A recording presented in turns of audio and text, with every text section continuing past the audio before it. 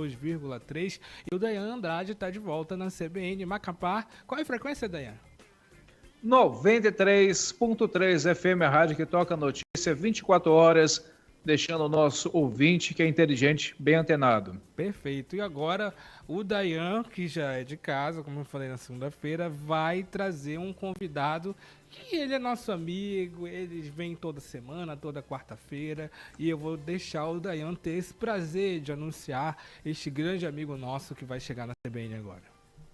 Você quer entender o cenário de Brasília, o cenário político, compreender, sem precisar assistir às sessões de Câmara, a sessão de Câmara lá por 5 horas, 10 horas, aquela leitura dinâmica, a gente tem o prazer de ter o Rômulo Pinheiro aqui na CBN Amazônia. Rômulo, bom dia, bem-vindo, amigo. Eu sei que você está ansioso para trabalhar os temas de hoje. Muito bom dia, meu caro Dayan Andrade. Um forte abraço para o meu amigo Pedro Valdez, que também faz tempo que eu não vejo. E hoje, claro, na expectativa de mais uma vitória hoje à noite e também trazendo as notícias de Brasília para todo mundo. Pois é, eu falei antes do intervalo, grande abraço para você, Rômulo. Ele não tem vergonha de dizer, muito pelo contrário. Inclusive, quando ele vem a Belém, vem nos visitar aqui na CBN, aqui no Quadra, com a camisa do Paysandu, para deixar bem claro. E eu sei que ele está com a expectativa positiva, até porque o Paysandu fez um excelente repar no último domingo. Mas isso é assunto para daqui a pouco, Rômulo. Calma, não queima a largada. Não queima a largada na pista olímpica do Mangueirão, porque a gente vai entrar agora nos assuntos da coluna Conexão Brasília, né, Dayan? É verdade. Vamos começar, inclusive eu estou aqui no programa, também eu estou assistindo na internet a questão da votação, né? Sobre a cassação do mandato do deputado Brazão. A Câmara decide hoje o destino dele. O que você pode compartilhar com o nosso público, Romulo, sobre essa situação aí? Dayan, você colocou uma coisa muito importante, que o nosso ouvinte busca aqui também um resumo, porque essas sessões são intermináveis, meu amigo. E, de fato, por mais interesse que nós tenhamos no assunto, as pessoas, em geral, têm mais o que fazer da sua vida. Tem que trabalhar e não tem como ficar 10 horas ouvindo deputados falando, às vezes, até mesmo para suas próprias bases, saindo do contexto principal, que é o assunto da votação, que é o que nós estamos vendo. A gente faz isso por um dever de ofício, mas às vezes é complicado mesmo passar horas e horas ouvindo essas figuras que a gente comenta. Essa frase não é minha, mas aqui em Brasília se explica muito por essa frase, que no Congresso os deputados e senadores, eles trocam de meia sem tirar o sapato, sabe, Dayan? Então, tudo tem uma questão política por trás, tudo tem aí um jogo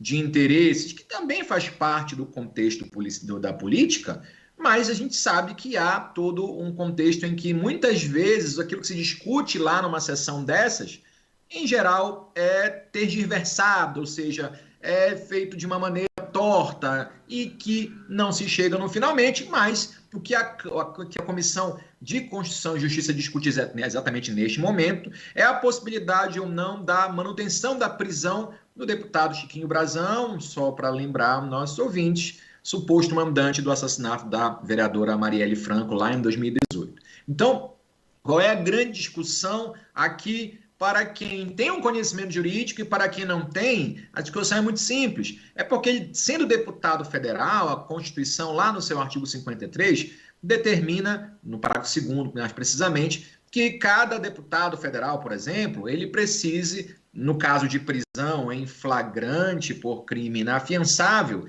que essa prisão tenha que ser corroborada ou não pela Câmara dos Deputados. É uma das espécies das imunidades que tem os deputados e senadores em razão do exercício da função em que ocupam. Então, a Constituição diz o seguinte, que a prisão só será possível se eles cometerem crime em flagrante delito e esse crime tem que ser inafiançável. Então, o grande problema é o seguinte, é porque a votação ela é aberta na CCJ, é uma votação preliminar e, sendo aprovado o relatório, ele vai a plenário para votação também de forma aberta. E aí tem um contexto que a gente precisa debater, porque, de fato, a Constituição, se você pegar o pé da letra, não permite esse tipo de prisão para deputados.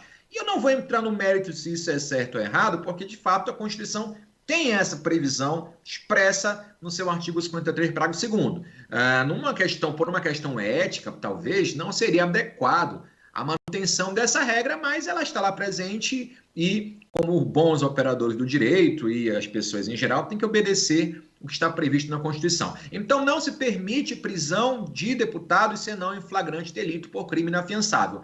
Não é este o caso.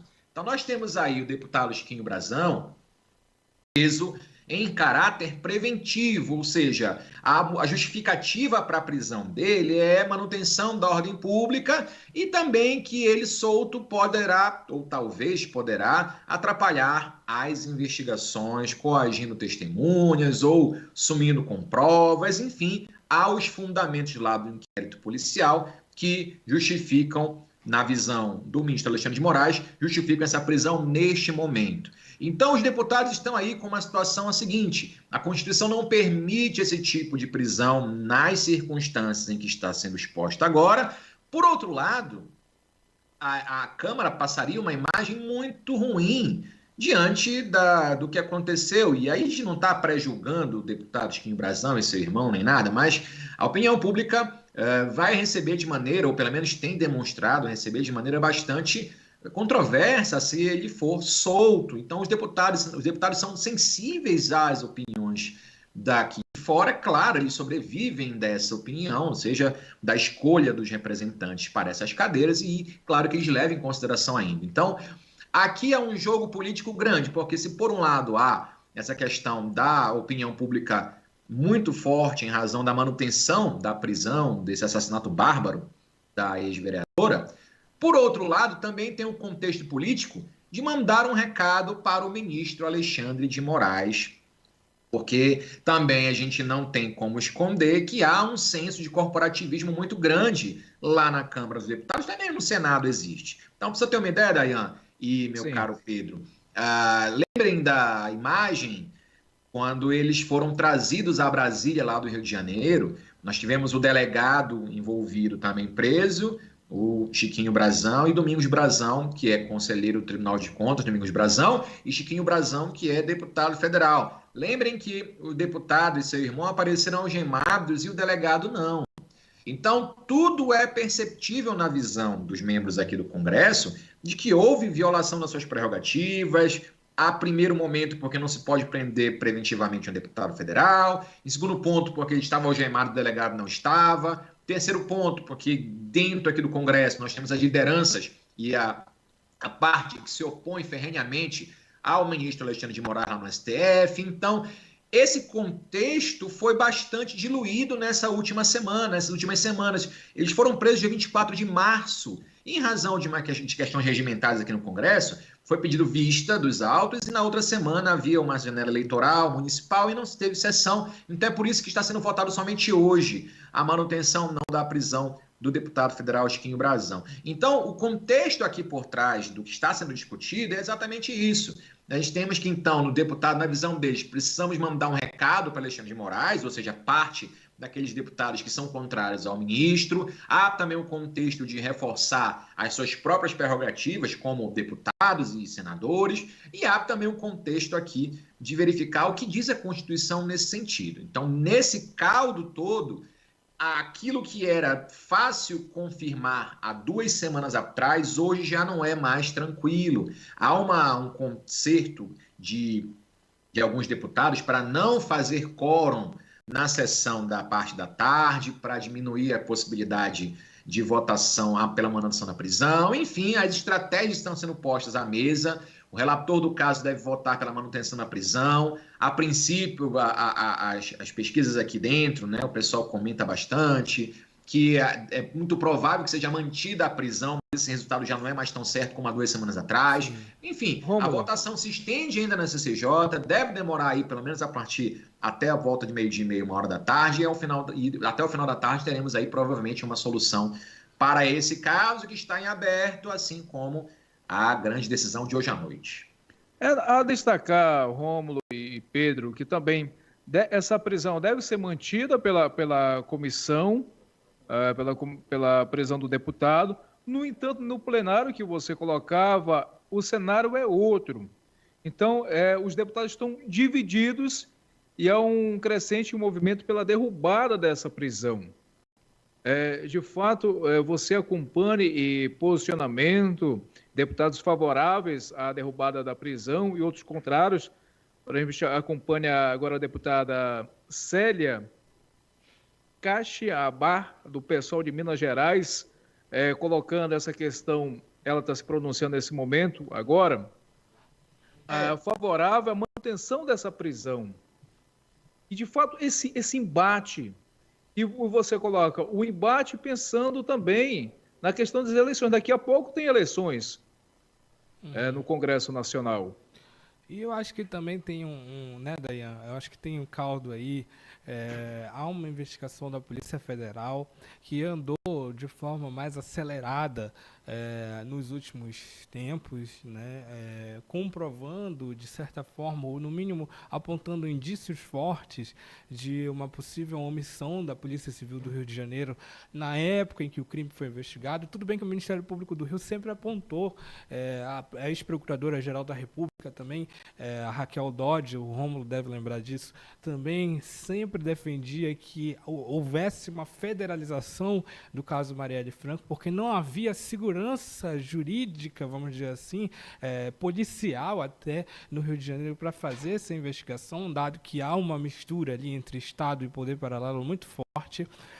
Mas, ao que tudo indica, e com os elementos que a gente tem, inclusive com a delação do Lessa, são elementos probatórios que a Polícia Federal, né, Rômulo, conseguiu reunir de forma com muita qualidade, com muita precisão a respeito dessa participação, possível participação. A gente não pode, ainda há um julgamento a ser feito, ainda há situações para avançar, a própria investigação ainda não terminou de fato, mas os elementos são muito fortes, né, Rômulo? Você acha que houve uma precipitação nesse pedido de prisão do Chiquinho Brazão? Antes do intervalo, tinha até falado do Domingos Brazão, que é o irmão dele, mas que já está preso, conselheiro do Tribunal de Contas do Rio de Janeiro, o Chiquinho Brazão, que é o deputado federal. Você acha que houve algum tipo de precipitação? Eu peço para você ser breve também, para a gente poder fazer um intervalo, Rômulo. Ou o Alexandre de Moraes tinha que mandar prender ele mesmo?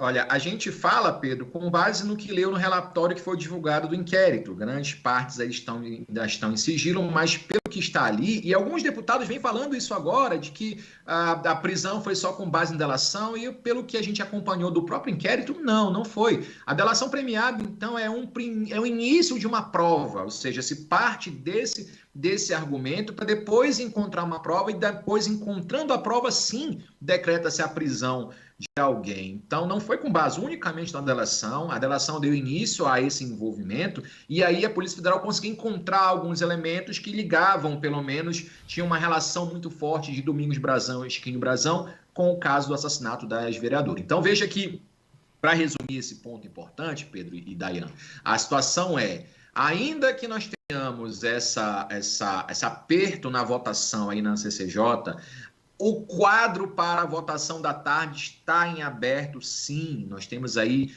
visto, e alguns deputados entram em contato com o jornalismo, falam que estão se articulando, às vezes o peso é muito alto, eles querem colocar um peso mais alto onde na verdade não existe, tá? Mas para responder a sua pergunta, muito embora o ministro Alexandre de Moraes tenha tomado decisões bastante controversas nos últimos semestres, nos últimos meses, principalmente, nesse ponto, pelo que o inquérito apresentado, há fortes indícios que há um envolvimento, sim, a ser provado mais na frente, mas não acho que agiu assodadamente o ministro. Ele tem tomado decisões com muita cautela nesse ponto, apesar de abusar em outras, mas, pelo menos nesse sentido, acho que a prisão foi válida até para apurar mais elementos, para eventualmente formalizar uma denúncia lá no Ministério Público. São aquelas coisas, né, da política brasileira que já envolve o lado jurídico, aí entra uma discussão de direita e esquerda que não deveria entrar, que é o caso dessa investigação sobre a Marielle Franco, embora ela fosse uma parlamentar, mas é um crime que tem que ser solucionado, e aí entra a questão do Alexandre de Moraes, que é um ministro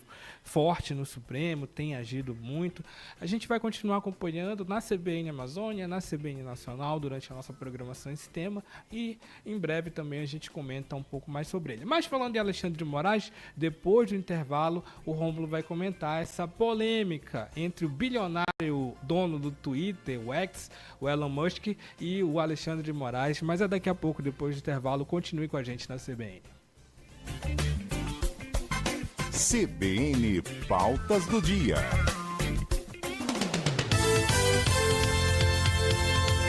Estamos de volta com o CBN Pautas do Dia, aqui em Belém, em Macapá, 11 horas e 25 minutos. Nós estamos na coluna Conexão Brasília com o advogado e professor Rômulo Pinheiro. Rômulo, também não tem como falar de Alexandre de Moraes nessa semana sem falar da treta dele com o Elon Musk, na verdade uma treta provocada pelo próprio Elon Musk. Eu vi umas notícias saindo aí no G1 e nos outros sites nacionais, o Estadão também deu essa informação, de que o Elon Musk estava meio articulado com alguns deputados de direita, esse senso de liberdade de expressão do Elon Musk, que ele é o que ele defende. Ele fala que o Alexandre de Moraes aplica censura no Brasil contra algumas contas do Twitter, o X, que o Elon Musk comprou no ano passado, e essa é a cruzada entre o Elon Musk e o Alexandre de Moraes, onde o Elon Musk afirma que o Brasil não já está vivendo ali um autoritarismo por parte do Alexandre de Moraes,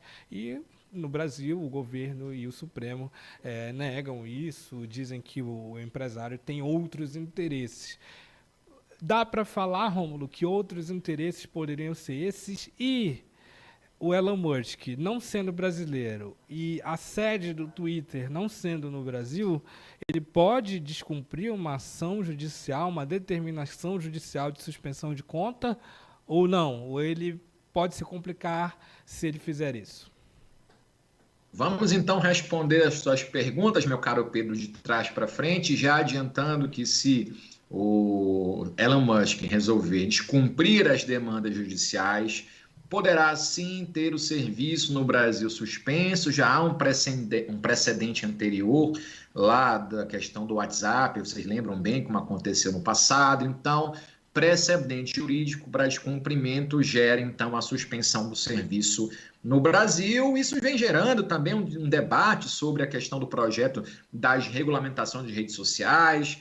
Tem todo um contexto também que a gente precisa comentar, que não é meramente político, mas também econômico. E para afastar também, nosso ouvinte CBN é sempre muito bem qualificado, mas também para afastar aquela visão de que existem lados ou mocinhos e bandidos nessa discussão, sabe? Ou seja, nós temos então um lado em que se diz defensor da liberdade, como Elon Musk, que outro lado nós temos alguém que busca censurar, como Alexandre de Moraes, ou então proteger a democracia. O nosso ouvinte é um pouco mais atento, ele vai lembrar que esses discursos são meramente para conquistar aqueles mais desavisados. Seja por um lado, porque de fato Alexandre de Moraes vem exercendo uma pressão muito grande nas plataformas sociais, de redes sociais, isso acaba sendo visto por muitos como de maneira invasiva demasiadamente.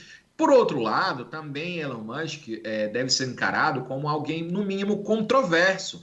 Nós sabemos das atividades do bilionário lá na China, e lá na China a gente sabe muito bem como é que funciona a questão da liberdade de expressão em redes sociais. Alguns sites até são proibidos de existir lá, e Elon Musk não se tem essa notícia de que haja com tanto ímpeto na defesa da liberdade de expressão lá no país chinês, que também há muita controvérsia com relação a essa tão determinada defesa da liberdade de expressão. Então, precisamos olhar esses dois lados de uma forma mais arrazoada, ou seja, menos apaixonada. E o fundo de tela de tudo isso, Pedrinho Valdez, na verdade é a questão do inquérito das milícias digitais, onde há uma investigação corrente ainda pela Polícia Federal, o inquérito corre no Supremo, e diante de várias informações de violações de direitos humanos ou também de informações de atentados contra o Estado Democrático de Direito, lembrando que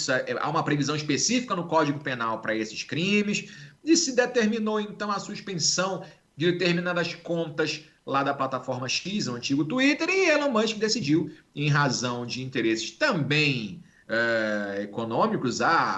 Inclusive, Elon Musk se reúne essa semana agora com o presidente argentino, Javier Milei, lá na fábrica da Tesla lá no Texas. Então, há o interesse na exploração, dizem alguns aí, que a exploração de jazidas minerais aqui no Brasil, o lítio, na Argentina também. Então, o fato é, o interesse não é meramente a liberdade de expressão em si, e mais uma briga pelo controle político e econômico de algumas questões muito caras para o presidente da X. E, claro, aqui, para resumir a situação, como houve esse embate contra Alexandre de Moraes, isso atraiu também apoiadores do ex-presidente Jair Bolsonaro, para fazer aquela questão da polarização ressurgir, como ainda existe muito grande, e fica essa disputa de discursos de um lado ou de outro, quando no fundo de tela está aí o inquérito das milícias digitais, a qual o ministro Alexandre de Moraes incluiu Elon Musk como investigado na tentativa de obstrução da justiça e instrumentalização das suas plataformas para progressão de argumentações ou diálogos ou informações contrárias à democracia. Entendi. Então há um fundo de tela muito maior do que se percebe nessas declarações. Eu vou pedir para você uma compreensão, que a gente vai fazer o Repórter CBN e eu me despeço de você depois do Repórter CBN. Vamos ouvi-lo. CBN em pautas do dia, 11 horas e 34 minutos em Belém e Macapá. Acabei cortando o Rômulo antes dele concluir por causa do Repórter CBN. Agora, Rômulo, a gente vai aguardar estas investigações, o inquérito das milícias digitais com Elon Musk agora, que tem se articulado também com a extrema-direita, né, Dayan? E vamos continuar acompanhando isso. Antes de você passar a bola para o Rômulo, destacar que a pesquisa, Rômulo, acho que você teve ciência também, pesquisa Quest, divulgada nesta terça-feira, as menções negativas contra o Supremo nas redes foram 68%, no período de meia-noite de domingo a 1 da tarde desta terça-feira.